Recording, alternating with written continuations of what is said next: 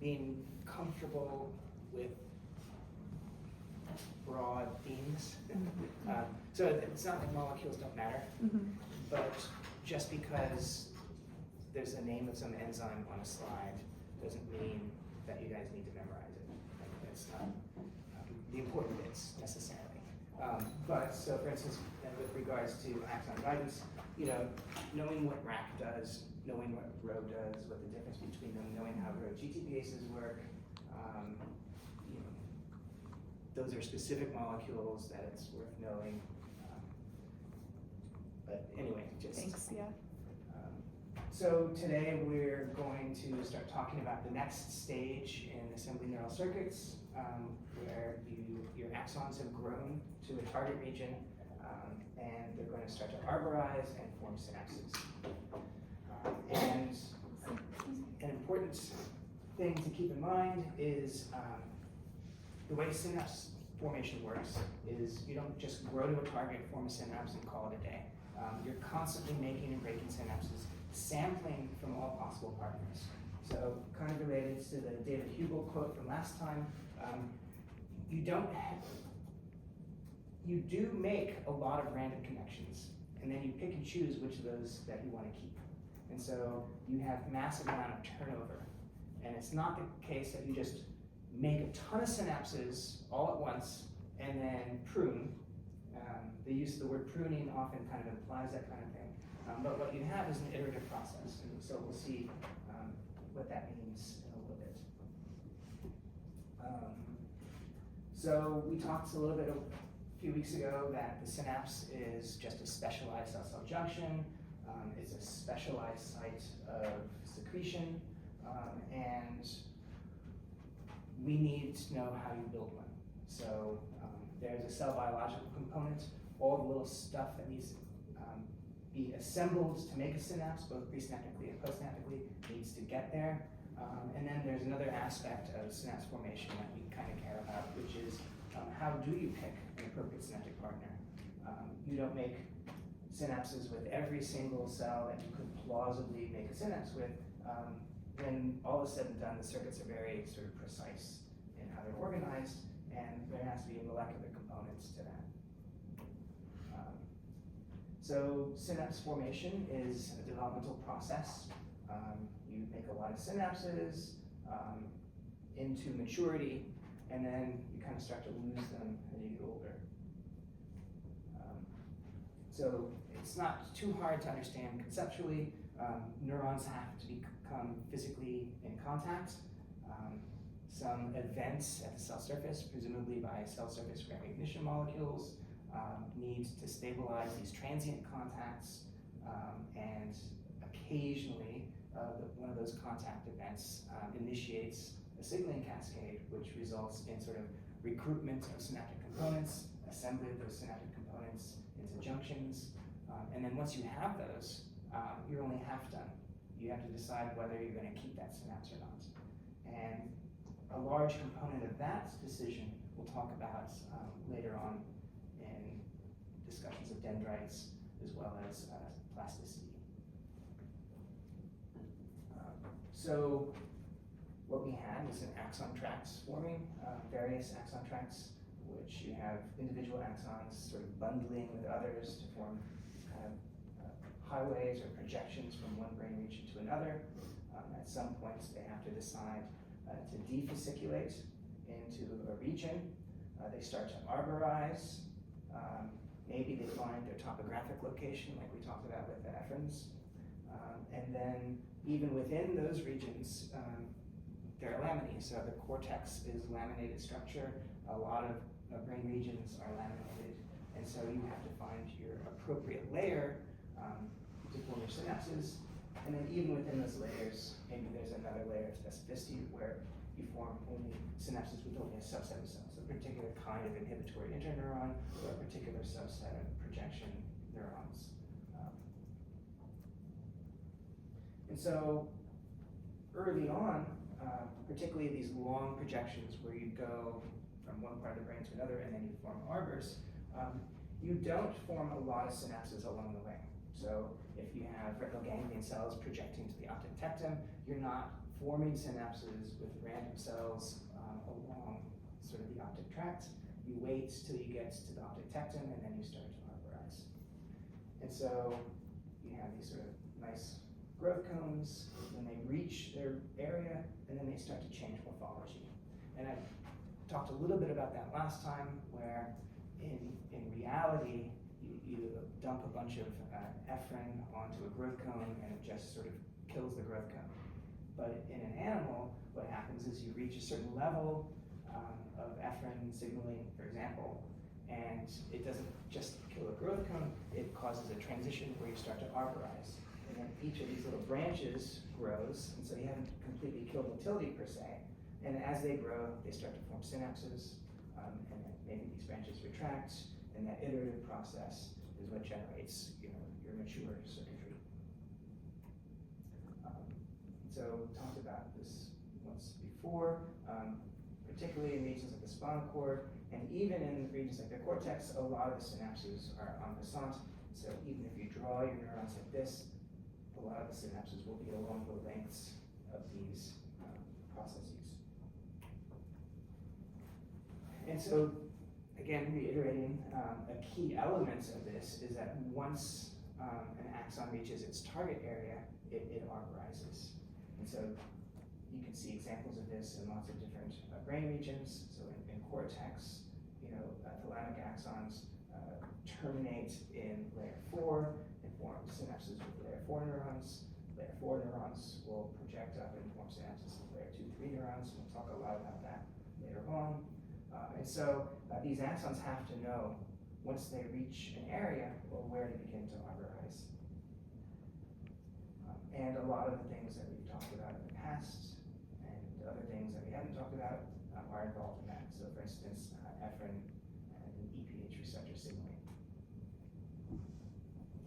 And so here what we're going to look at is this idea that these axons from the thalamus form synapses in just layer 4.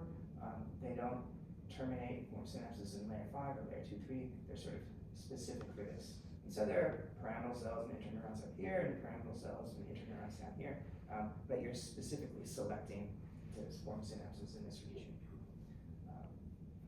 And it turns out that this lamina, layer 4, expresses FNA5. People noticed that. So this is sort of just a stain showing you the layers of the cortex, and you see sort of this enrichment of FNA5 in this region here.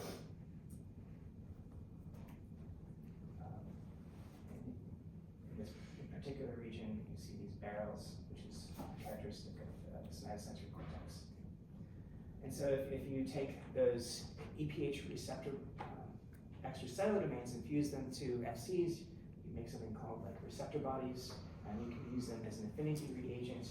And you see that this FA3 receptor body also labels these barrels. And then if you take these thalamic axons and explants and let them grow on the cover slip, you can treat them with sort of the converse, an FNA5 fused to the alkaline phosphatase, and then you label these axons.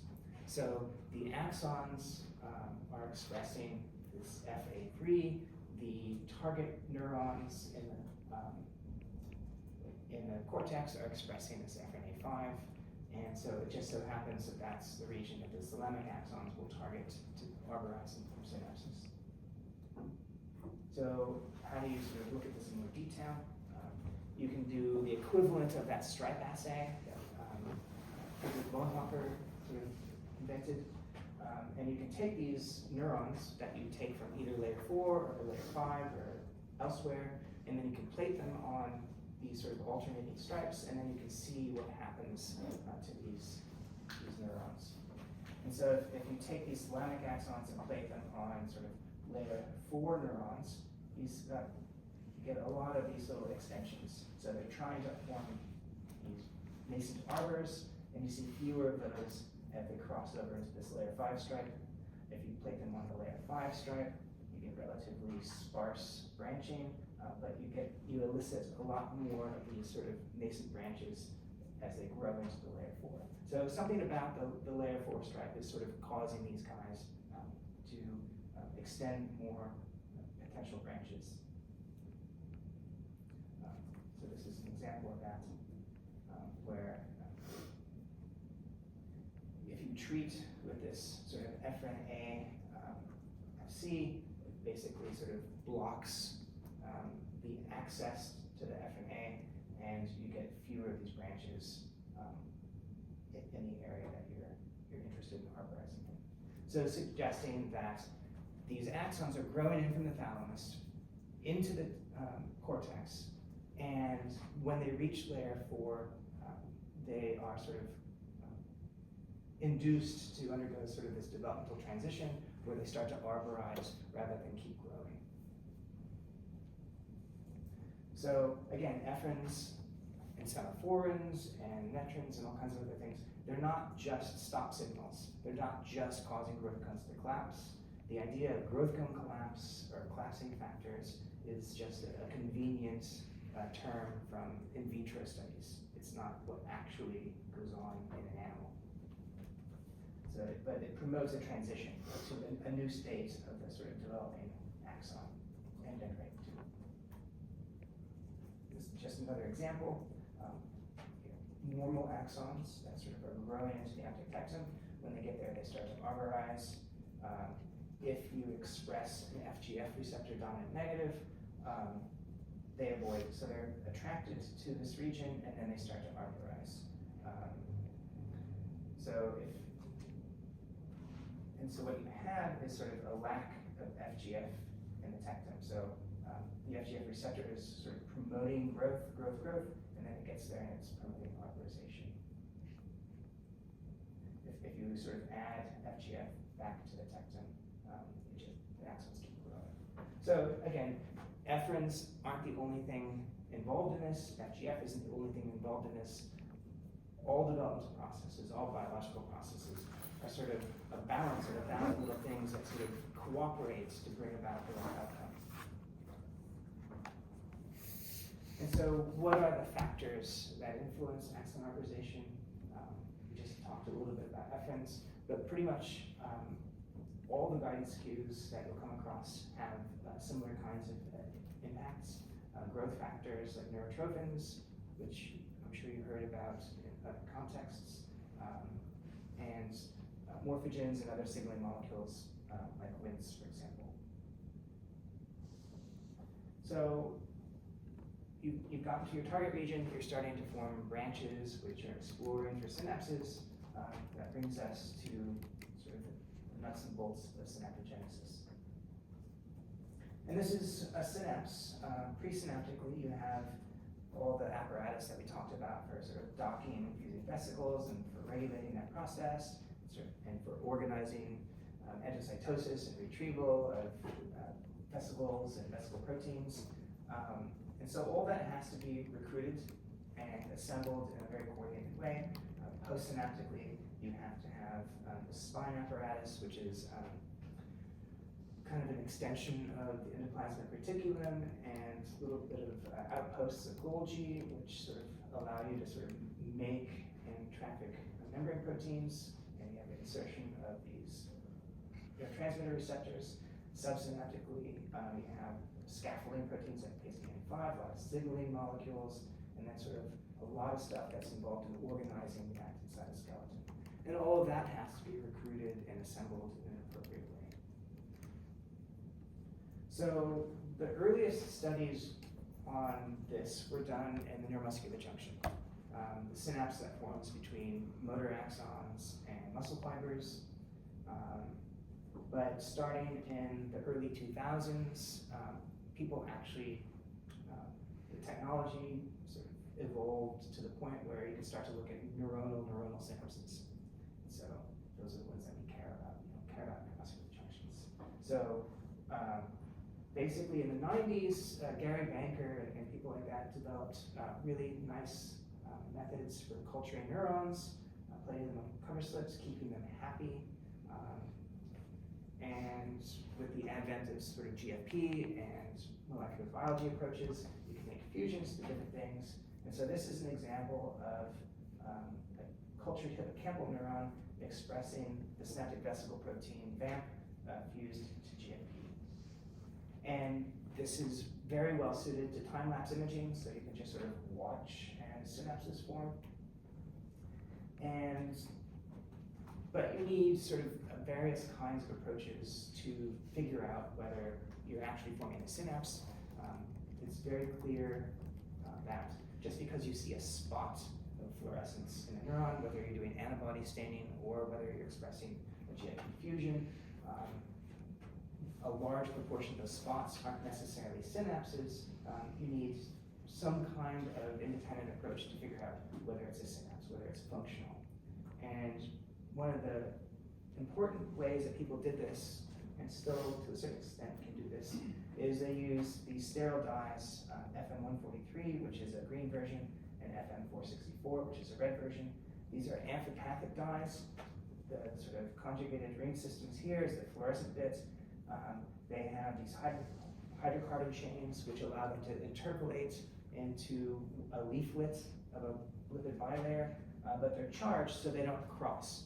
So they don't flip from one leaflet to the other, and they don't sort of cross from one compartment to the other. So whatever leaflet of a bilayer that they have access to, they can partition into, but they don't cross.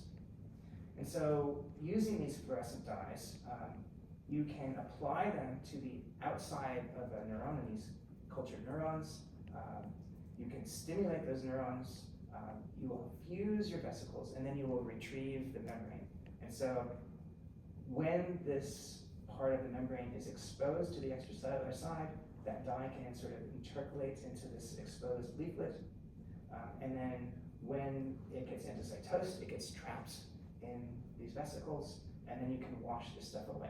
So because it partitions in and out, you can just simply wash it. So you can sort of have thousands of cells on your cover slip, and you can look at lots of synapses, lots of neurons all at one time. And so you can sort of stain, which labels the synapses, and then you can destain to delabel. And this can be used to look at kinetics of vesicle dynamics and things like that, and the synaptic function. And it's possible even to see single synaptic vesicles.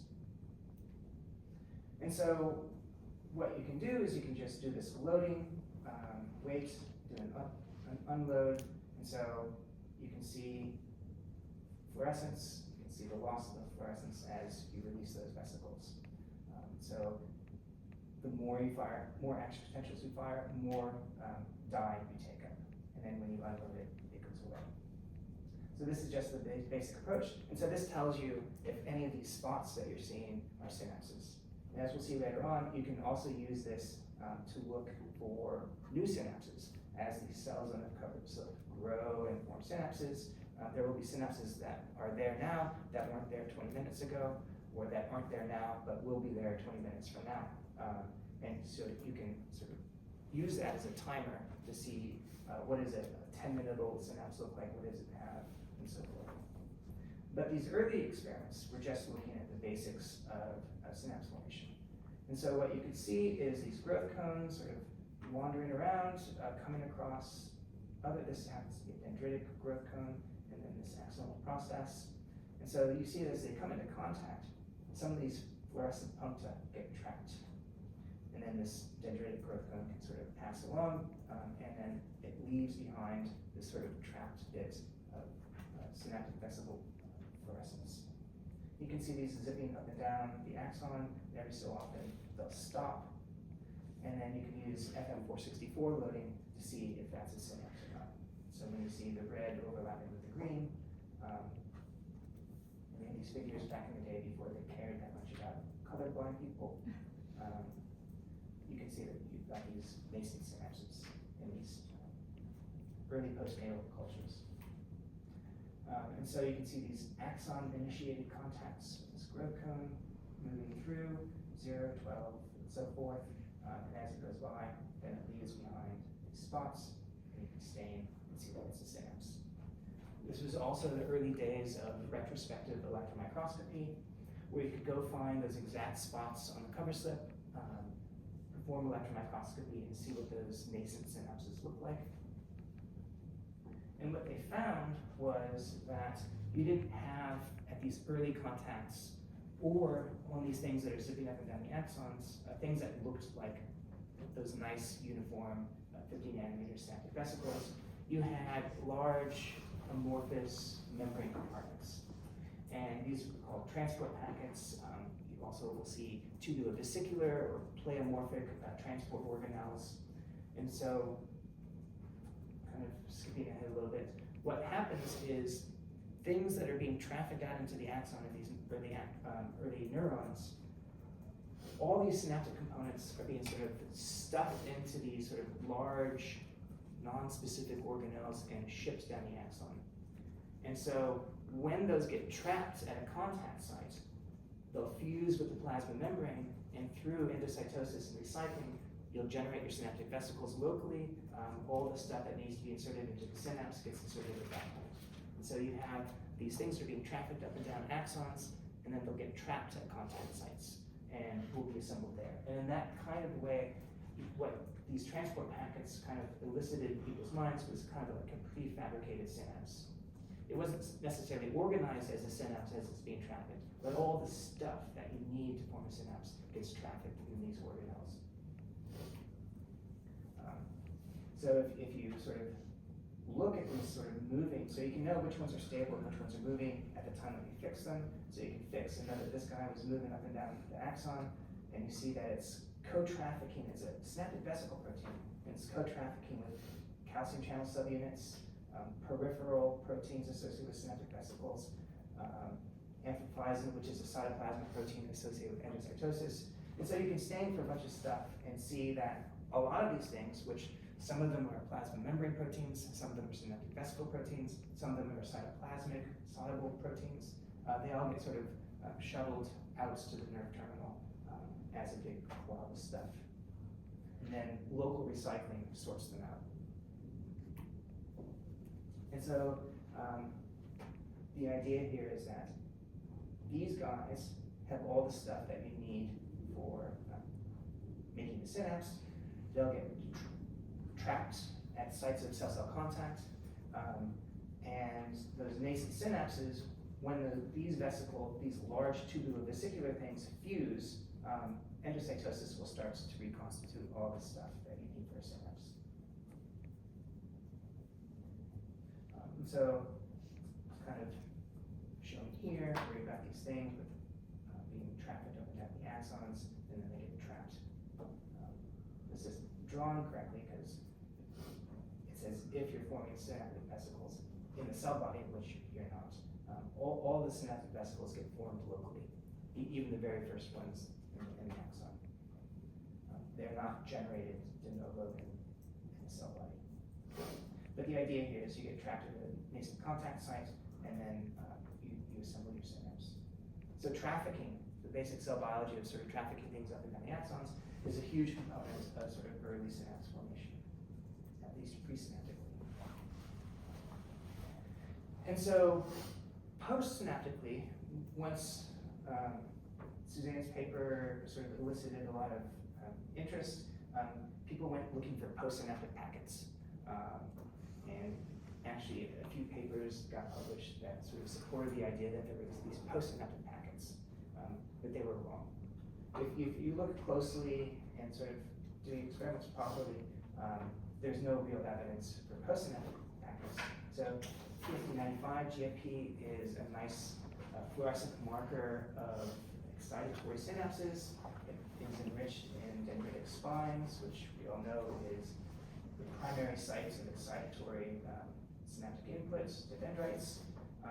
And this is co-expressed with DS-RED, which is just a space-filling marker of the dendrite. So you can do sort of a line scan, you can see these sort of enrichments of the GFP fluorescence in these spines relative to the shaft of the dendrite. So what these guys did, Michael Daly's lab, is you just transfected sparsely hippocampal neurons in slices, and then you watched what happened. And so you see early on, you've got a lot of these filopodia, these little sort of dynamic protrusions, and you don't see an enrichment of the PSD95, but a subset of these filopodia sort of transition into what will end up being a spine-like thing. So here's a Philopodia, sort of retracts back, starts to look like one of those classic mushroom spines, and then you start to see an enrichment of the PSD95 fluorescence. And so if you look at this, if you look at sort of presynaptic packets, the sort of accumulation of fluorescence, whether it's VAMP GFP or something else, is quantal. You see a big spot get trapped, or you see something that's not there and then becomes there all at once. So you see a step function of fluorescence increase at a presynaptic site. For the postsynaptic sites, for the PSD95 and for other things which we'll show, you see sort of a gradual accumulation of fluorescence, which is not consistent with there being a postsynaptic packet. But it's not the perfect experiment because PSD95 is just a cytoplasmic soluble protein. So what about transmembrane proteins? So NMDA receptors, here the NR1 subunit of NMDA receptors is linked with GMP. You see these nice pumped up. So maybe these membrane proteins would be trafficked up and down dendrites in packets. And so what Noam Ziv's lab did is just, they did the same basic kind of experiment. You have NR1 GFP, and then you can do this FM464 loading and unloading to see when you get synapses. And so you can identify synapses on the basis of the FM load, and you can sort of look to see, you can go back in time through your time lapse to see what the accumulation of the NR1 GFP looked like. And again, it's slow. You see nothing, and then it sort of slowly accumulates and becomes stronger over time. Same thing with ProSAP, which is another postsynaptic marker. And that contrasts with what I just said, which is a GFP bassoon. Bassoon is a presynaptic active zone scaffolding protein, and you see it accumulate in quantal bits. So it's being delivered in packets, those little sort of membranous organelles. So, but it's not the case for any of the postsynaptic things that people have looked at. So postsynaptic assembly is different. The presynaptic machinery is delivered in these quanta, different packets which are trapped at contact sites and generate the presynaptic side, but the postsynaptic machinery sort of accumulates slowly. What about the relative timing of presynaptic versus postsynaptic? Obviously, the first contact is symmetric. It initiates both presynaptic assembly and postsynaptic assembly at the same time, but do they?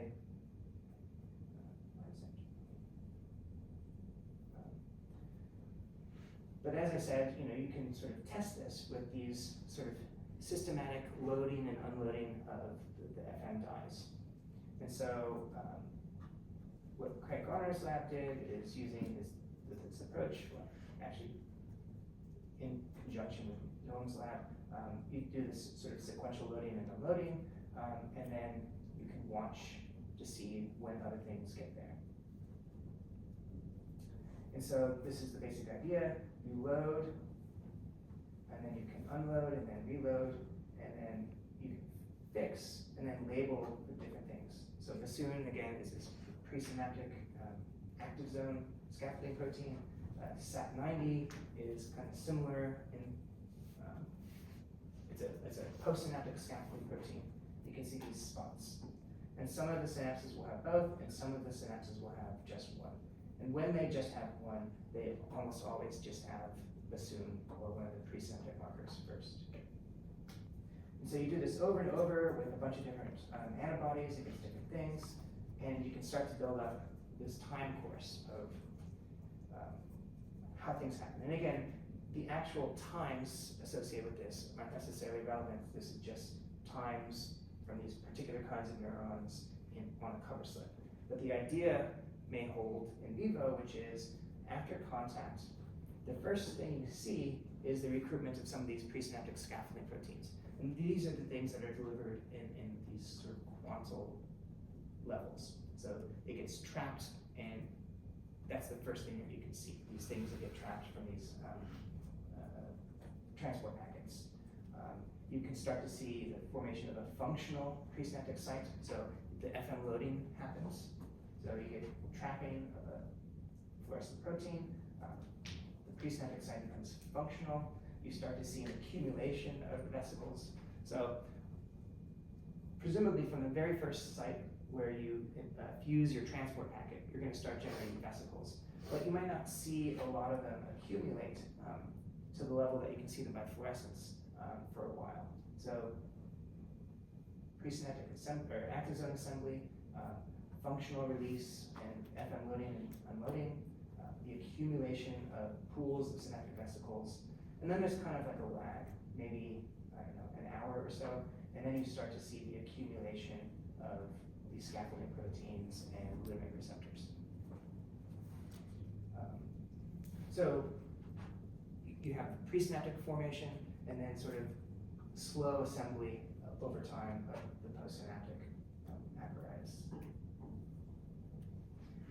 And so, we kind of glossed over this idea that, okay, so you have this contact and you trap organelles to cause the synapse to form. But what adhesion molecules, what is initiating that contact, what's stabilizing that contact, what's causing the trapping of those vesicles? And so, we don't have time to go into everything, but there is evidence that soluble factors, growth factors, Wnt, and other sorts of things, secreted by the target area can promote synapse formation. And one way that you can imagine this happening is, I don't know if you ever heard of caged experiments, caged glutamate or things like that, where it's inert, it's chemically inert, and then all of a sudden you give it a little flash of UV light and it becomes active because you've gotten rid of the caged part. One aspect of it is maybe there's internalization of things on these growth cones that don't allow them, something that you need for synapse formation that's not allowed to be on the cell surface.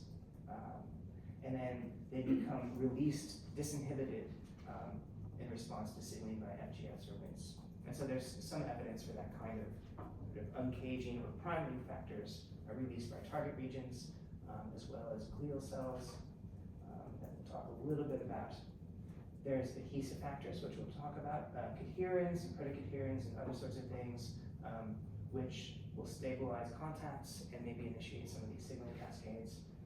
Other sorts of factors, also cell surface receptors, adhesion molecules, like these IG superfamily members, SYNCAMs, a small family of proteins, neurexins and neuroligands, which are quite famous, extracellular matrix proteins that get secreted into the synaptic cleft may play a role, and things that do double duty. Ephrins were involved in guidance, now they can be involved in signaling to sort of organize synapses. And then once you have these synapses, you need to get rid of them. So you get a lot of them. So something on the order of 90% of the synapses that you form during development go away. So a lot of the proteins may be destabilized by ubiquitination and degradation in the proteasome, and we won't talk too much about that. So a lot of people hunt for adhesion molecules that cause synapses to form. And they've done a very poor job because it might not be that simple. The sort of expectation, the idea that you're going to find an adhesion molecule that sort of causes a synapse to form, it may not be that simple. It may be sort of a combination of things collectively which sort of generate synapses. So a lot of things that have been discovered in vitro, you make knockouts and you don't get the same answer in an animal that you got on a cover slip. So this sort of review by Tom Sudoff basically summarizes that there are no clear cell adhesion molecules that are known to cause synapses to form, despite an extensive literature, particularly on neurexins and neuroligands, that suggest, at least in vitro, that they can. And so the idea is to really think through how synapse formation works. And one thing to know is that it's extremely promiscuous. If you take cells, any neurons from any part of the animal and sort of put them in a dish, you'll see synapses form. So hindbrain neuron and random cerebellar neuron or a cortical neuron. You give them access to each other, they'll form synapses. If you take beads coated in polylysine and put them on a neuron, you'll induce presynaptic specializations, that things that look absolutely identical to a proper presynaptic terminal are just caused to happen by plastic beads coated in polylysine.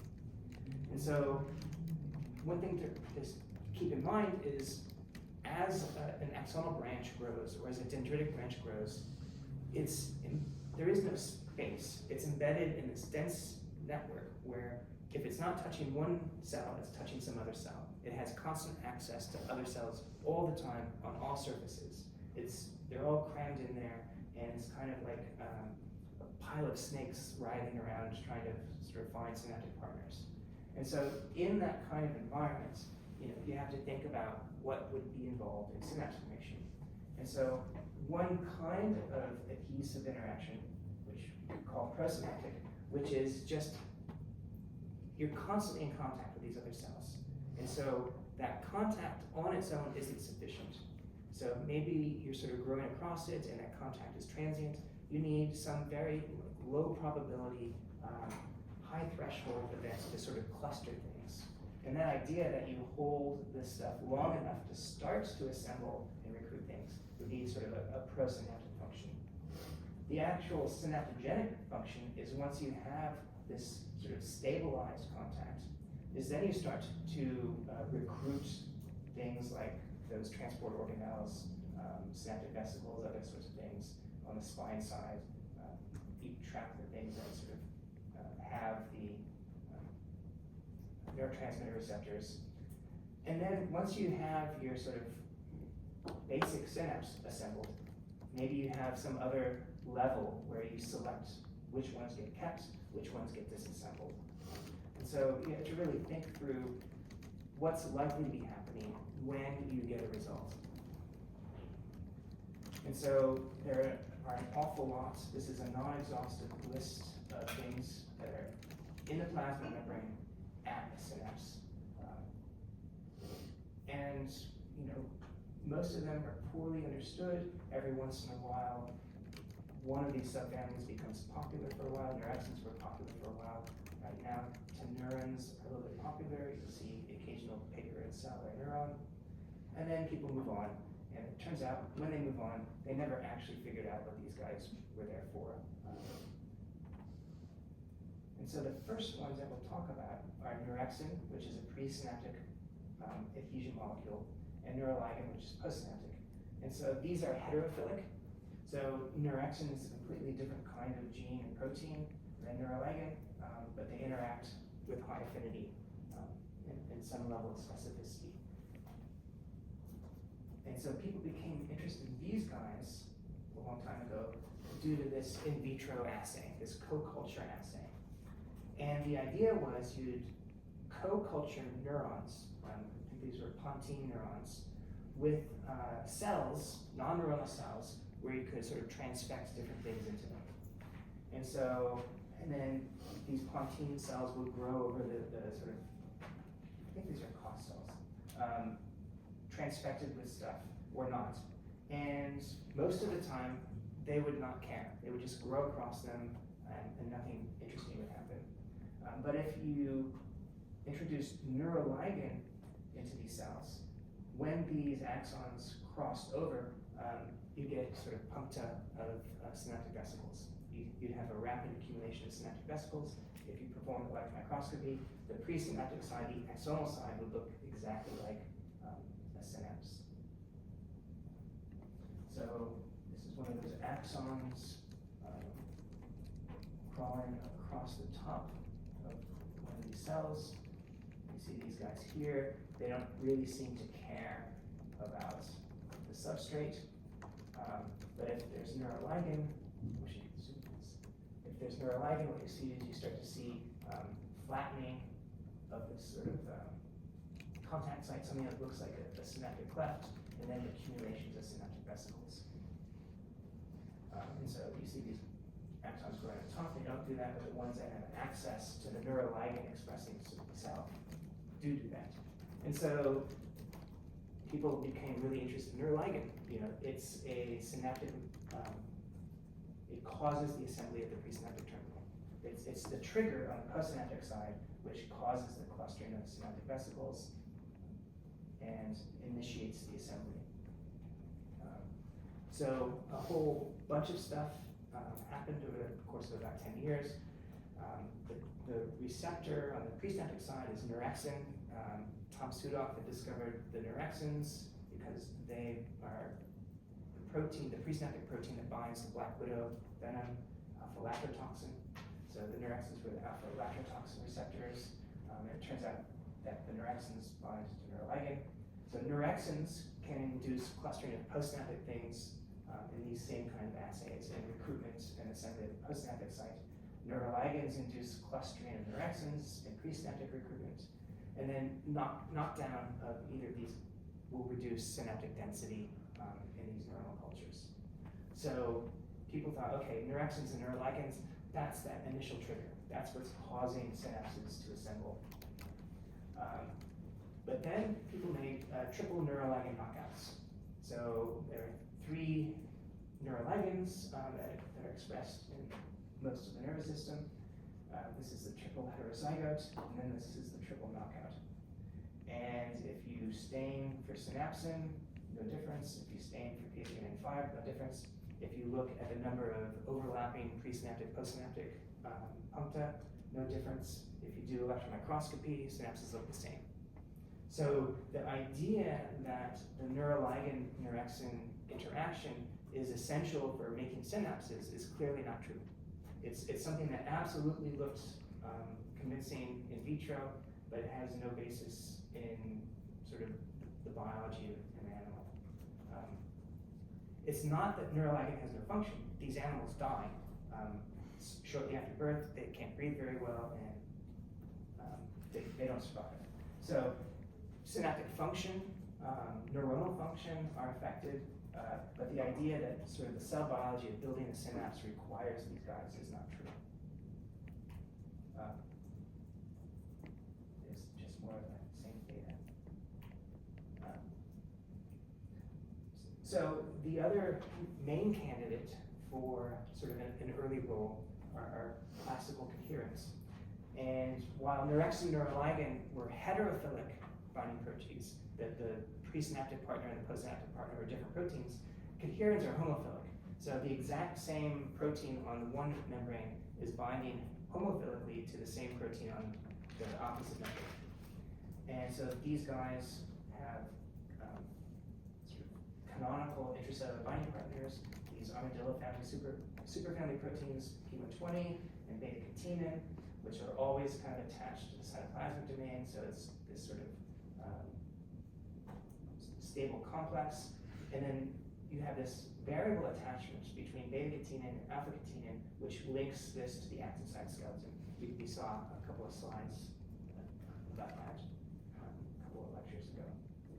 And so you have coherents, which are homophilic adhesion molecules, early in development. They're at the synapse, but as the synapse evolves, develops, they get pushed to the side to this perisynaptic region to form sort of an analog of adherence connections, coupling this adhesion to actin assembly and dynamics. So maybe the coherents are involved. So this is an old movie of mine. This is an axon growing down zebrafish spinal cord. This is the growth cone here, and N-coherent GFP is being expressed. And so N-coherent is a very early component of synapses. It's present in those early transport organelles, and it gets sort of left behind. So things are being trafficked up and down the axon in these transport organelles, but a subset of the puncta are stable. So as the growth cone comes into contact with a postsynaptic partner, you'll have a trapping of some of those things, and the growth cone keeps going, and so the synapse becomes left behind in the wake of the growth cone. And that's not how all synapses are formed, but that's how the earliest scaffold of synaptic connections are formed, is in the wake of the growth cone moving, leaving a subset of these proteins behind. And so N-cadherin is a very early component of the synapse. And so here's an example of it being perisynaptically localized in maturing neurons. You see N-cadherin is this little donut right around the cluster of synaptic vesicles. And so, turns out N-cadherin or other cadherins don't have the same function in those co-culture assays as neuroligin does. So you can't sort of introduce N-cadherin into COS cells and cause those pontine axons to form synapses. But you can do other sorts of things. And so you can look at these sort of wild-type neurons where you can introduce a full-length N-cadherin, stain for a synaptic marker, and you have these nice puncta. If you remove the adhesive domain, the bit of the protein that forms homophilic interactions, you create a kind of a dominant negative. So you're overexpressing this protein, most of it's there, but it can't mediate adhesion. And what you see is a delocalization of the synaptic vesicles. So it's not like you've lost synaptic vesicles, but they're not being clustered. So they're sort of diffuse throughout the axon. You see these nice puncta here, but then in this mutant, you see them kind of spread out. You don't get rid of everything, but sort of overall, the affect is to sort of more uniformly label the axons with this fluorescence. If you use FM464 to load and unload synapses in control neurons, you can see you label these synapses, you unload them, most of this puncta go away. If you express this dominant negative, you see less loading, fewer synapses, less loading at the synapses that are there, even though it's basically the same density of neuronal contacts. Going back. And told you that sort of beta-catenin is always attached. It's almost like a core component of this complex. Beta-catenin is always there. If you make conditional deletion of beta-catenin, beta-catenin is very important for a lot of stuff. But if you sort of induce Cre recombination and eliminate beta-catenin in mature-ish neurons in the hippocampus and culture those things, in the sort of absence of Cre, you have these nice synaptophysin GFP puncta, you have these punctate bassoon structures that overlap. But then if you induce with Cre, you get that delocalization. So the synaptophysin GFP is diffuse through the axon. The presynaptic sites, the bassoon puncta are still there, but you have this mislocalization of those synaptic vesicles. So you didn't necessarily abolish the contact and sort of initiation of the synapse because the bassoon is still there, but the sort of clustering of the synaptic vesicles is affected. So it's required for that synaptic vesicle clustering. This is just another example. If you have heterozygous and coherent cells versus homozygous knockouts, in the heterozygous you see these ramp clusters, which mostly go away in the knockouts. So again, there was evidence that neuraxin neuroligin had some role in synapse formation. Here's some other kind of evidence that N-cadherin is involved as well. And so it turns out that they can cooperate. You have this effect of neuroligin causing these puncta to form in this N-cadherin heterozygote. But then if you have neuroligin and an N-cadherin homozygote, that ability of neuroligin to sort of cause synaptic vesicle clustering disappears. So they're cooperating. And so what we talked about earlier, this idea of a prosynaptic versus synaptogenic,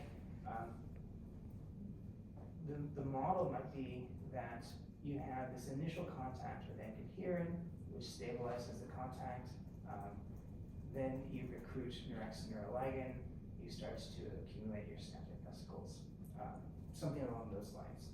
So it isn't really well worked out, but the idea here is that neurexin neuroligin alone don't do it, and cadherin or other cadherins alone don't do it.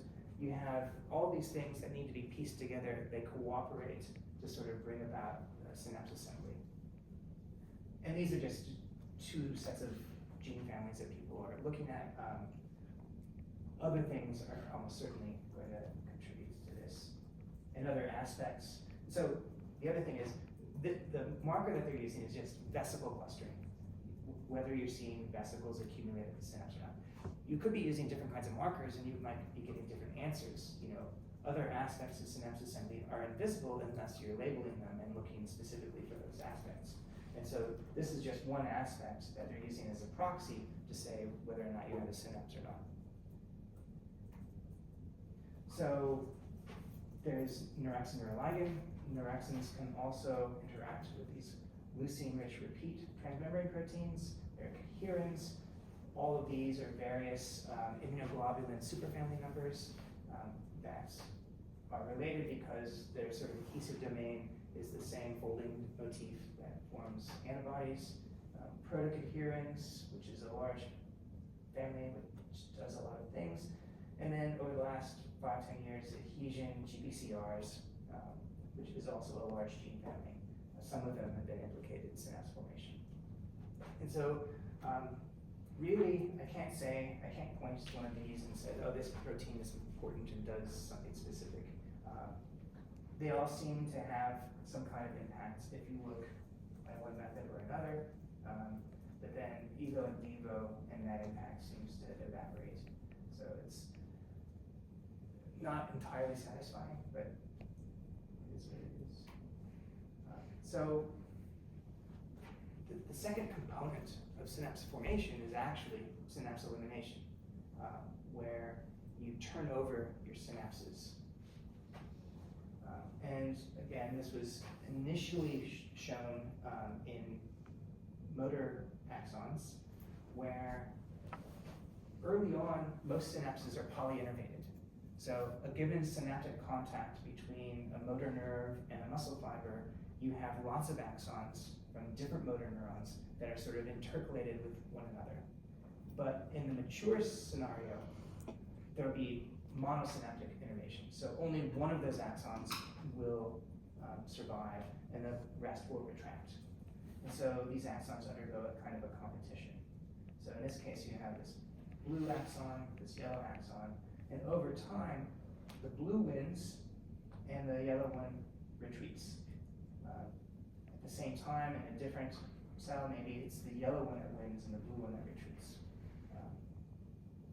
And this is not cell death. These axons are not dying. It could easily be the case that this blue axon here is a branch from the same axon that's giving rise to this branch over here. So each of these that are being polyinnervated, each of these synapses which are polyinnervated, the neurons are innervating multiple synapses, and they will win in some cases and lose in other cases. It's not just this competition is causing the entire neuron to die.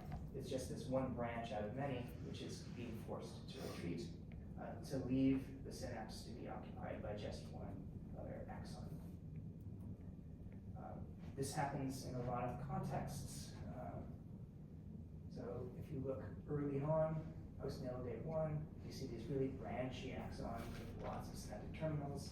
You come back later, obviously this isn't the exact same neuron, but the idea here is less branches, fewer synapses.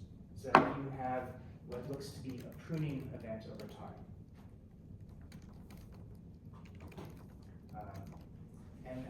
During development, this starts with a segregation. So again, you have this intermingling, then they segregate, and then they sort of one wins versus the other. And again, it's not a bad axon. Here you can see the two axons together, that in this case, this yellow one wins, this wins, the blue one loses, but the blue one won over here, right? And so you're sorting, you're segregating your connectivity through some kind of competition. And so this was all sort of first shown in motor axons, and that it requires activity.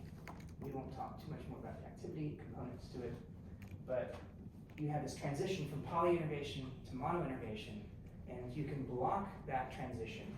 You can maintain polyinnervation if you block neural activity through tetrodotoxin or some other genetic mechanism. There's synapse elimination in the cerebellum. Oops. And so the key thing is to recognize that these neurons are very dynamic, right? So this is a motor axon here, and over the course of an hour, you're forming branches or potential branches and retracting them over and over and over again. You know, even from the same region, you're sort of sampling your local environment. And in some cases, these transient interactions will result in a transient synapse, and some of those synapses will be stabilized and some of them will be eliminated. And so this idea that you're forming a lot of synapses all at once and then sort of selectively keeping some subset of them is not the way it works.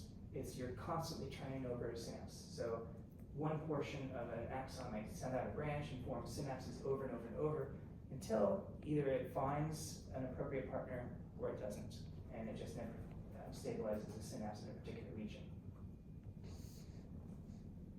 And this concept of sort of sampling your environment and selectively stabilizing your synapses, which guides arbor growth, is called synaptotropic growth. So the formation of the synapse is a thing that sort of selects which branches get kept. And so this is an example of a retinal ganglion cell axon. You can see that it kind of grows from one synapse to the next, and as it stabilizes the synapse, it will continue to grow, and some of those synapses will then just disappear, they'll disassemble. So this was a good example of a disassembly. You formed a puncta and then went away.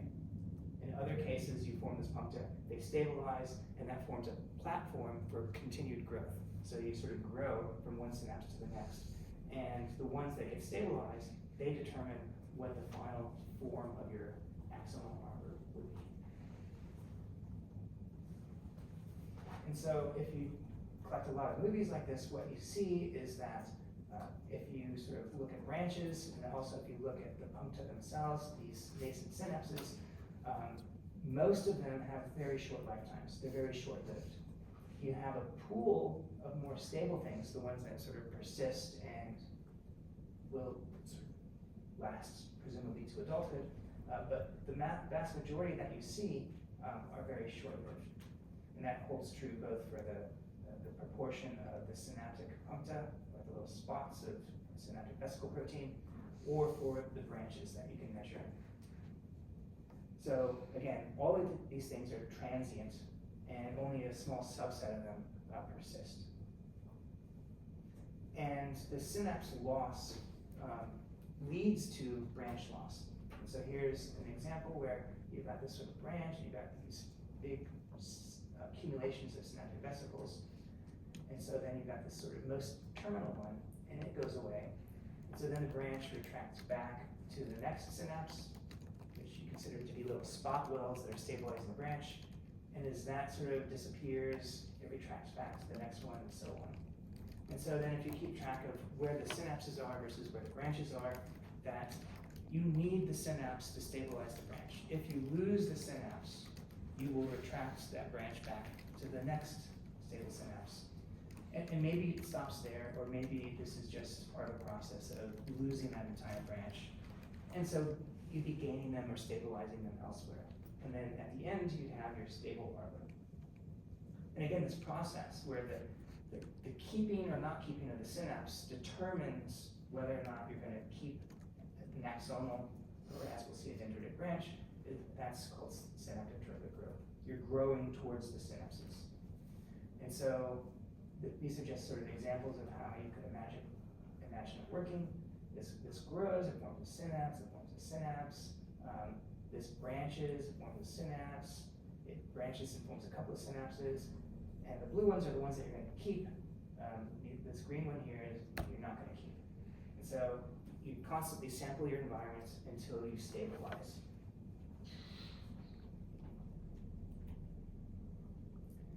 And so this idea is that synapse formation and elimination is concurrent. You're just cranking through, making and breaking synapses, trying to find the ones that you want to keep. And so, like I mentioned in the context of sort of active dynamics, almost everything that you can think about in biology is through harnessing the sort of the power of exploratory dynamic behavior, that you are sampling lots of things and then selectively stabilizing or selecting certain subsets of those, which is a much more robust and efficient way of doing it than trying to sort of pre-engineer some very mechanistic way, deterministic way of saying, okay, I'm going to make a synapse here, I'm going to make a synapse here, and keep those. That's a very terrible way of designing anything. But if you make all possible combinations and then you pick the ones that are good, then that works extremely well. And that's how synapse formation works. And this basic process can be modulated by external factors. So here's an example of the use of BDNF, one of the neurotrophins that you heard about in a module or two ago. And again, this is a retinal ganglion cell axon growing into the octotectum of a frog. The little puncta here are synapses. You can sort of follow it growing over time over the course of a day or so. And then this is that same system, but in this case, the axons are treated with BDNF. What you can see is you're promoting exuberant growth, you're stabilizing more synapses. And so these things in the environment, how they work is they're sort of modulating. You've got this engine of dynamics that's doing stuff, and then you can modulate sort of the stability. You can have factors that promote instability, and you destabilize, and you have a more sparse arbor, or things that promote stability of the synapses, and you promote extra growth, and you get a bigger arbor. And so it's the balance of all these factors that are sort of helping influence the way your circuits assemble. So this is just summarizing that. You can sort of measure the total arbor length, the total number of branches. In both cases, the addition of BDNF affects these. One thing that we'll sort of touch on, we've been talking in a very neurocentric way, but neurons are actually the minority of cells in the nervous system. There are an awful lot of glia in the nervous system, astrocytes and oligodendrocytes.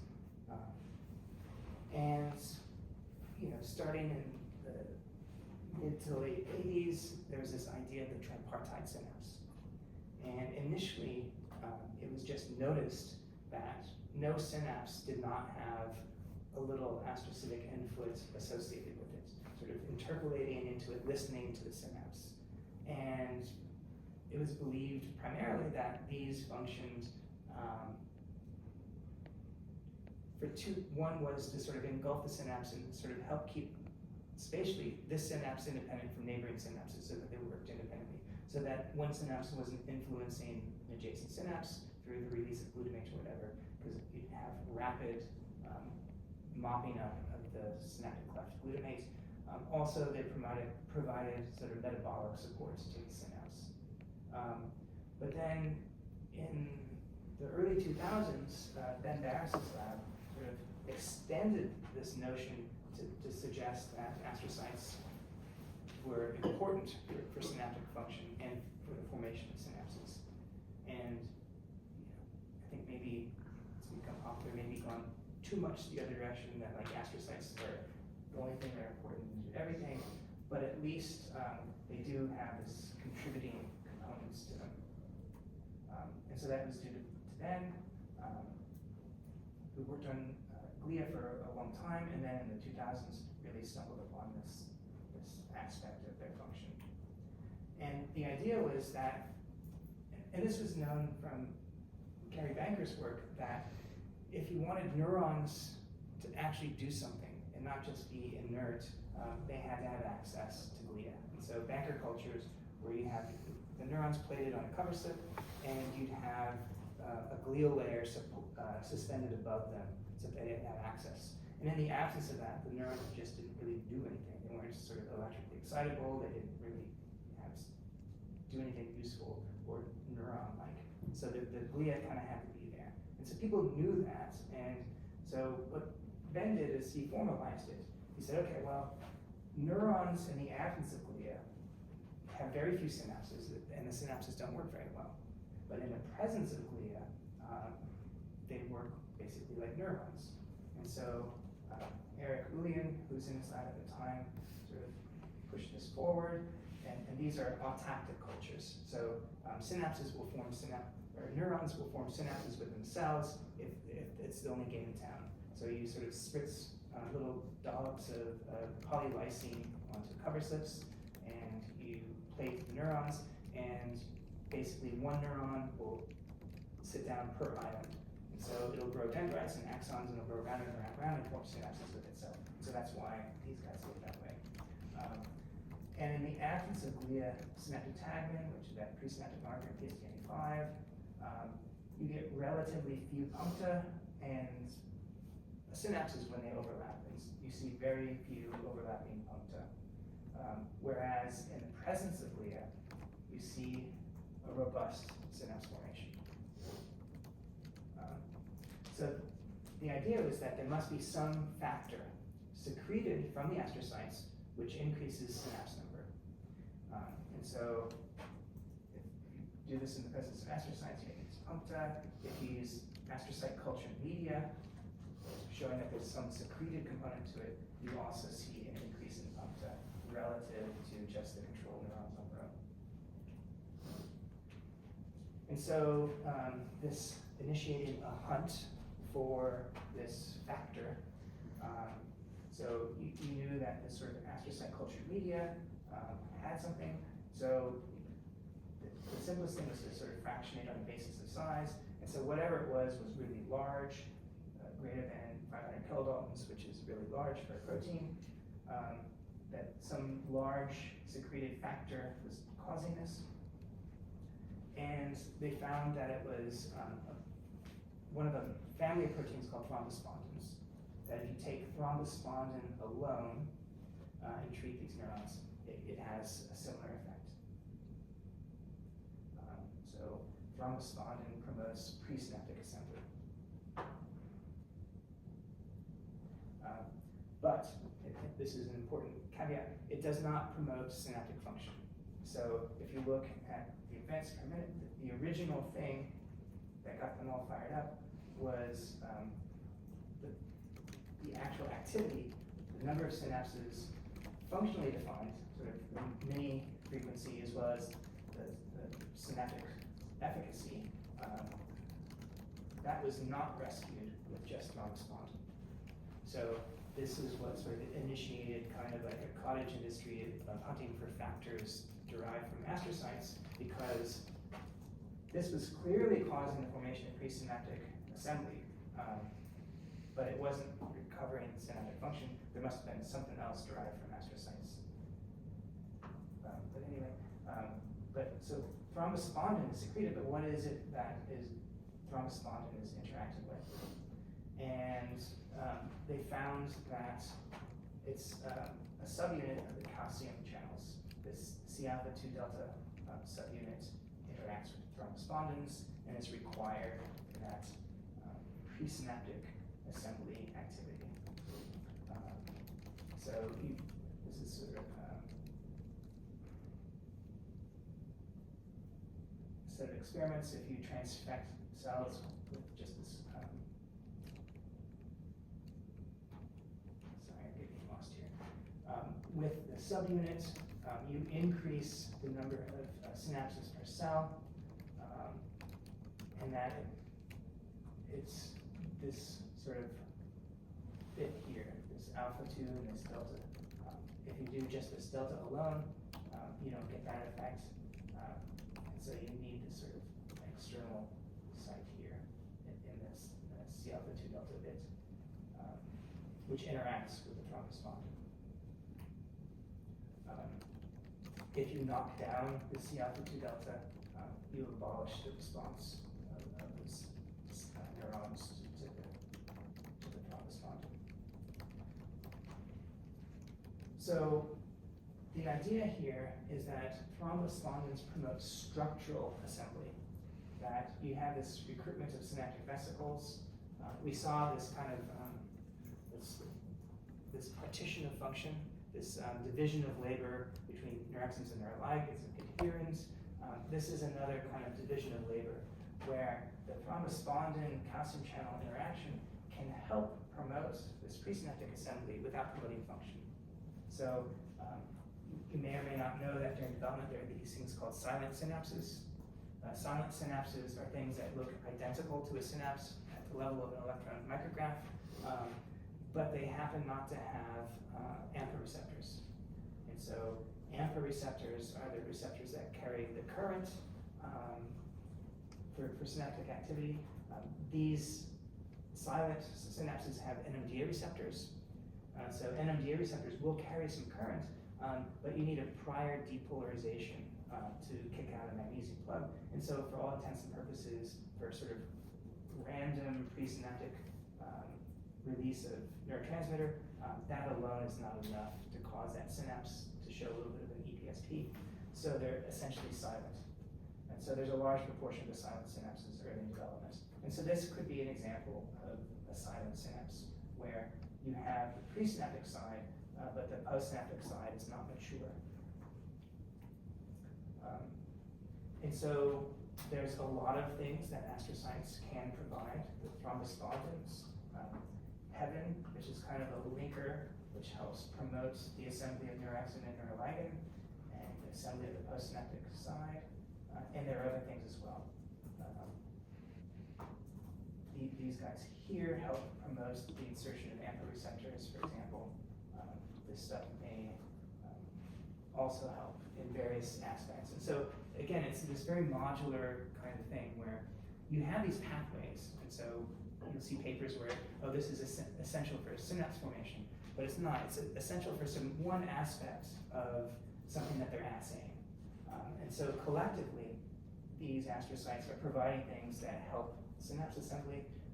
The neurons themselves have a variety of molecules like cadherins and neurexins and neuroligands, which are not themselves responsible for synapse formation per se, but are important for elements of that, which, depending on what assay you're looking at, it can look like they're essential. So cadherins are not essential for synapse formation, but if you introduce a dominant negative, you fail to cluster synaptic vesicles. So it's kind of like this communal process where everybody's pitching in to sort of build synapses, and the astrocytes are contributing a variety of factors. The thrombospondins, which help cluster synaptic vesicles, these glycoproteins, which help recruit and insert AMPA receptors into the plasma membrane. So astrocytes contribute in a lot of ways, along with intrinsic neuronal components like cadherins. And so that's kind of the overview of synapse assembly. The presynaptic side and postsynaptic side are very highly coordinated sets of molecular machines, and they have to be assembled, and they have to be recruited to those nascent sites. You have to have adhesions which generate a transsynaptic scaffold. So the unit is the synapse itself. It's not, the unit isn't just the presynaptic side or the postsynaptic side, but the thing that couples them together so that they're tightly opposed to one another are these adhesion molecules. And those adhesion molecules provide scaffolds both on the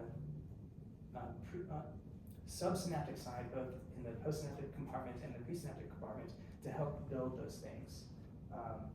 Presynaptically, in general, assembly occurs quantally, right? So you have these packets which get delivered, which have all the stuff that you need for a synapse.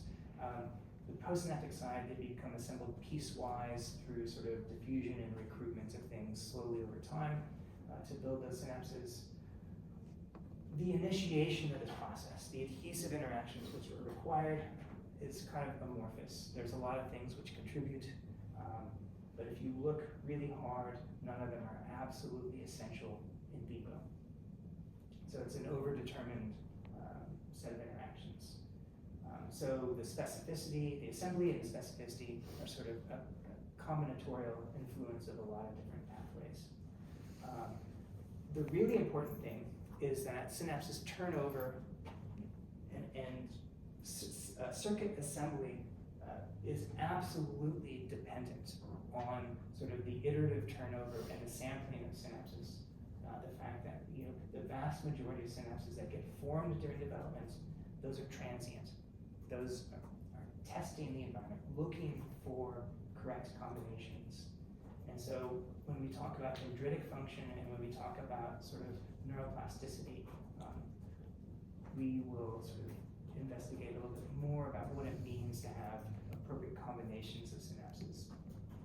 And so, but at this stage, you have this turnover, this iterative sampling of possible partners, and then finally, astrocytes are sort of active contributors to this process. They help. So that's everything. Any questions?